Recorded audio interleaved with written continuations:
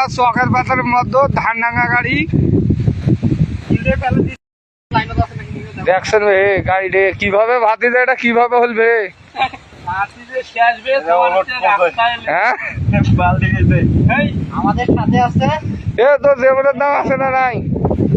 হ্যাঁ এইভাবে গাড়িটা উল্টি ফেলাতে এটা তুলবো কিভাবে রে? হ্যাঁ এ তোর বেসল আছে কি? বেসল একটা মোহরানার মাছ নিয়ে গাড়ি চালাবো বুঝছিস? তাছাড়া এই গাড়ি চলবে না বুঝছিস, জীবনের কোনো নিরাপত্তা নেই। এগুলো গাড়ি কোন মানুষ চলায় রে? দেখেন এটা হলো ময়নপুর পশ্চিম পাড়া যাওয়ার রাস্তা, কদমতলা থেকে পশ্চিম পাড়ার রাস্তা। রাস্তার বেহাল দশা, জীবনের মানুষের কোনো গ্যারান্টি নাই। এই রাস্তা দিয়ে চলবে ধরি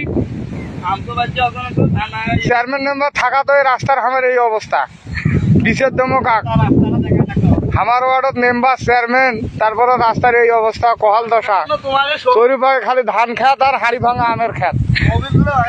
হাড়ি ভাঙার আম উপরে যা রাস্তা করে ফেলেছে খারাপ। গাড়ি ঘোড়া দেখ না আনবে সে বুদ্ধি নেই, মানুষ পিছলি খারাপ। জীবনের কোনো গ্যারান্টি নেই, গাড়ি চলবা ধরি সব যেমন শেষ। আর অল্প জন্য একটা যেমন মাছি গেল। জীবনের কোনো নিরাপত্তা নাই ভাই।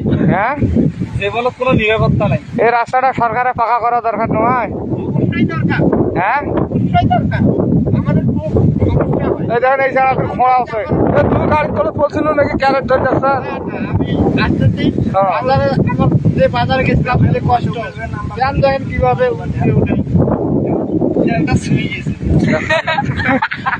কি অবস্থা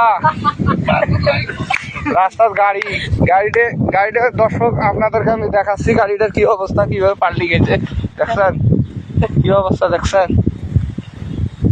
গাড়িটা কিভাবে রাস্তায় দেখেন, রাস্তার অবস্থায় দেখেন কি নদী নালা পানি রে বাপরে বাপ। দেখে রাস্তা না ঘাড়া না কি? এটা সরকারের কি এগুলো রাস্তা চৌকত পড়ে না? খালি আমরা সরকারক ট্যাক্স দেই, আমার জীবনের কোনো গ্যারান্টি নাই। গাড়ি হয় সব